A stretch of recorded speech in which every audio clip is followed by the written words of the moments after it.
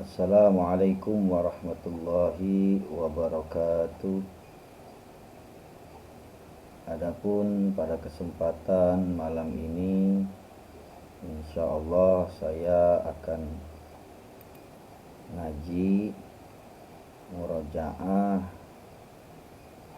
Fan Ilmu Nahu, yaitu kitabnya kitab Mutammimah Al-Jurmiyah.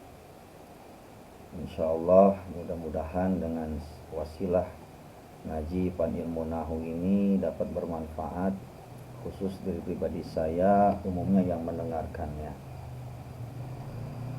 Baik, mari kita bersama-sama kita menyaksikan kitabnya. Bismillahirrahmanirrahim. Qala al-musannifu rahimahullahu ta'ala wa nafa'ana bihi wa bi'ulumihi wa bi asrarihi fid dharaini minal aminin. Bismillahirrahmanirrahim. Alhamdulillahi wassalatu wassalamu ala sayyidina Muhammadin wa ala alihi wa sahbihi ajma'in wa ba'du. Fahadihi muqadimatun fi ilmil arabiyati mutammimatun lil masailil ajrumiyati takunu wasitatan bainaha wa baina ghairiha minal mutawwalati. Nafa'allahu biha kama nafa'a bi asliha fil hayati wa ba'dal mamati. Muqaddimah ini sudah saya bahas, sudah saya baca juga di pengajian atau di murojaah muzakarah di pertemuan yang lalu, bahwasannya ini kitab, yaitu kitab Mutammimah ini adalah kitab yang menyempurnakan tentang masalah-masalah yang ada di kitab Jurumiyah, yang mana kitab Jurumiyah ini menjadi suatu pelantara daripada kitab-kitab yang lainnya, yaitu kitab selain Jurumiyah ini adalah nanti akan menjelaskan kitab-kitab tentang pelajaran ilmu nahu yang secara luas penjabarannya. Semoga bermanfaat dan juga semoga Allah memberikan manfaat sebagaimana Allah telah memberikan manfaat pada kitab Jurumiyah fil hayati, di dalam hidupnya, dan wa ba'dal mamati, dan sesudah kematiannya. Amin ya rabbal alamin.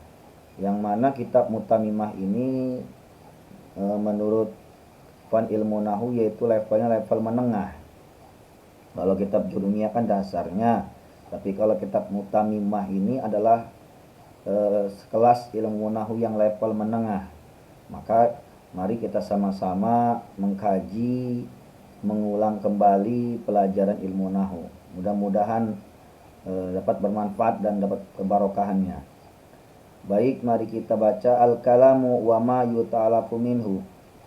Al-kalamu huwa lafdul mufidu bil wad'i wa qaluma yuta'alafu min ismaini nahu zaidun qa'imun aw min fi'lin wasmin nahu qama zaidun.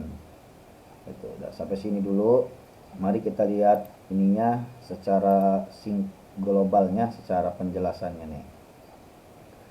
Jadi pembahasan yang pertama kita akan bahas tentang kalam.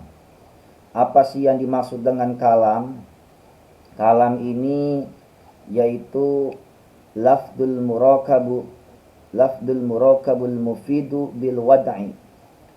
Suatu lafaz yang tersusun dan kemudian berfaedah bil wad'i, yaitu pada tujuannya.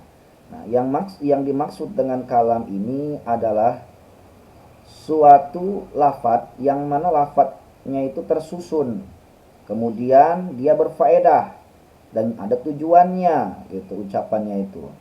Dan syarat kalam itu sebenarnya ada 4, yaitu ada lafaz, murakab, mufid, wadha.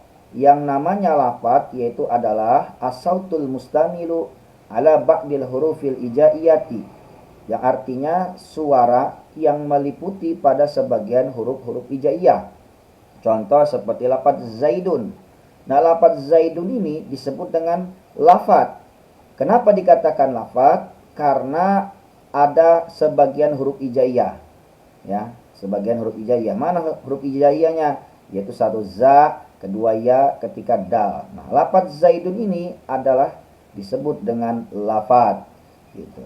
Kenapa? Karena meliputi ya, atau suaranya yang meliputi, ucapannya itu yang meliputi pada sebagian huruf hijaiyah. Kalau di kitab Jurumiyah mah yang bukan lafaz, yaitu seperti kasauti tibli, seperti suara bedup. Nah, contoh suara begitu tuh. Nah, suara begini ini bukan disebut dengan lafaz. Ya, bukan. Kenapa? Karena tidak ada sebagian huruf hijaiyahnya. Yang dikatakan lafaz itu adalah ada huruf hijaiyahnya, seperti tadi Zaidun gitu. Nah, itu syarat kalam. Yang pertama harus ada lafaz. Yang kedua, kalam itu harus ada murokab. Yang artinya murokab itu definisinya matarokaba min kalimata ini fa'aksaro, yaitu sesuatu yang tersusun dari dua kalimat atau lebih. Contoh seperti lafaz koma Zaidun. Nah, lafaz koma Zaidun ini tersusun dua kalimat dia. Koma wis ngadeg sopo Zaidun kijaid. Nah, koma Zaidun ini dua dia. Nah, ini disebut dengan murokab gitu. Ketiga yaitu kalam. Kalam ini bisa dikategorikan kalam adanya mufid. Apa sih mufid? Mufid itu mufhimun maknan yahsunu sukutu minal mutakallimi wasami alaihi. Yang artinya sesuatu pemahaman makna, artinya maknanya itu bisa memahami ya, memahami baik yang mengucapkan ataupun yang mendengarkannya. Seperti lafaz koma Zaidun. Nah, lafaz koma Zaidun ini yaitu berfaedah ucapannya, dan bila mana diucapkan itu dia memaknakan bahwa si Zaid ini telah berdiri. Ketika memaknakan Zaid sudah berdiri, berarti ada suatu makna yang bisa dipahami oleh yang mendengarkan dan oleh yang mengucapkannya juga gitu. Maka disebutlah dengan mufid karena ucapannya itu berfaedah. Koma Zaidun, telah berdiri siapa Zaid gitu. Nah, terakhir kalam itu syaratnya harus ada bil wad'i, yaitu harus ada wadoknya, yang artinya al mufidu bil qasdi. Ucapannya yang berfaedah itu harus ada maksudnya, ada tujuannya. Apa maksud wadoknya? Yaitu si Zaid, koma Zaidun ini, si Zaid ini telah berdiri, berarti si Zaid sudah berdiri.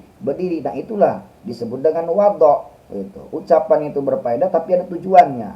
Nah, simpulnya bahwa kalam ini syaratnya mesti ada 4: lafaz, murokab, mufid, wadok. Nah, wa aqallu ma yuta'allaqu min ismaini nahu Zaidun qaimun. Adapun paling sedikitnya yaitu kalam itu disusun dari 2 kalimat isim. Satu seperti contoh lafaz Zaidun qaimun ya. Nah, lafaz Zaidun qaimun nih. Zaidun qaimun ini kita lihat di sini. Lafaz Zaidun qaimun ini terdiri dari 2 kalimat isim. Nah, paling sedikitnya bisa dikategorikan itu kalam bila mana ada 2 kalimat isim, yaitu lafaz Zaidun sama lafaz qaimun. Yang artinya Zaidun utawi ki Zaid, qaimun iku wong kang ngadeg. Adapun si Zaid itu sedang berdiri. Tuh, gitu maknanya. Adapun si Zaid itu sedang berdiri. Nah, ini nih 2 kalimat isim ya. Kedua, kalam ini bisa dikategorikan ya bila mana adanya fiil sama isim. Nih, aumin fi'lin wasmin, paling sedikitnya bisa disebut atau bisa disusun dengan kalam ya, bisa dikategorikan dengan kalam itu ketika ada fiil sama isim. Contoh nahu koma Zaidun. Kita lihat di sini. Koma Zaidun tuh. Nah, ini fiil ya, kalimat fiil, ini kalimat isim. Nah, ketika kumpul 2 ini fiil sama isim, maka disebut dengan kalam gitu. Ya, jadi inilah salah satu contoh-contoh dan definisi-definisi atau ta'rif dan yang dimaksud dengan kalam ya. Pokoknya kalau misalnya kalam itu tidak ada isim dua atau isim sama isim atau fi'il sama isim itu tidak bisa. Contoh aja seperti lafaz jahit nih.